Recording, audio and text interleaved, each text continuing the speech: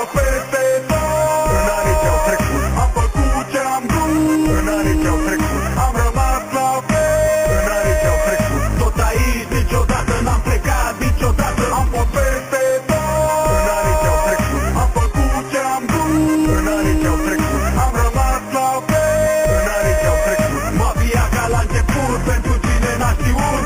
Știu că meritam mult mai mult decât am avut. Știu că ne-au furat cât au putut. Însă știu că lumea vrea să asculte mafia.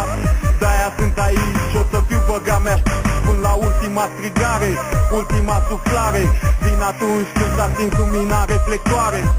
Frățioare s-a lăsat cu Andrei. Atât cât s-a strâns apasă pe umerii mei. Dar e de bine oricum tu să nu îți faci probleme. Toate câte au fost acum sunt bun și spun pe drum n-ai cum să nu te întâlnești cu cineva care cu o mână să îți dea, iar cu cealaltă să-ți ia. Asta nici de cum nu m-a oprit, m-a înrăit. Sunt și vor fi până la sfârșit, dar peste tot și toate și orice se va ivi. Rămân mereu aici să dau cu fiul. Am fost peste tot în anii ce-au trecut. Am făcut ce am vrut în anii ce-au trecut. Am rămas la fel în anii ce-au trecut. Tot aici niciodată n-am plecat, niciodată. Am fost peste tot în anii ce-au trecut. Am făcut ce am vrut în anii ce-au trecut. Am rămas la fel în anii ce-au trecut. Mafia ca la început, pentru cine n-a știut.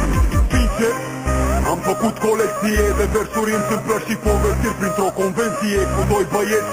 Am zis că trebuie să fim tari, ca să avem parte de viață bună și numere mari. Am strâns numere mari, mi-au plăcut pețoalele pe care le-am purtat întotdeauna pe foi de vânzări, desigur și în mod cert un mare număr de bani. Să țipe la concert, am fost și sunt colecționar de bani, îmi plac de tot felul. Doar ei răspund când mă ridic să dau apelul. Preferații mei sunt însă cei care apoi rămân la fel de supărați pe lume ca și noi. După cum ați înțeles, în anii ce-au trecut mi-am trăit visul.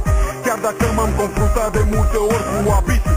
Am cerut de la viață mai mult decât a oferit și am știut să o cură ca să-mi dea ce mi-a oferit.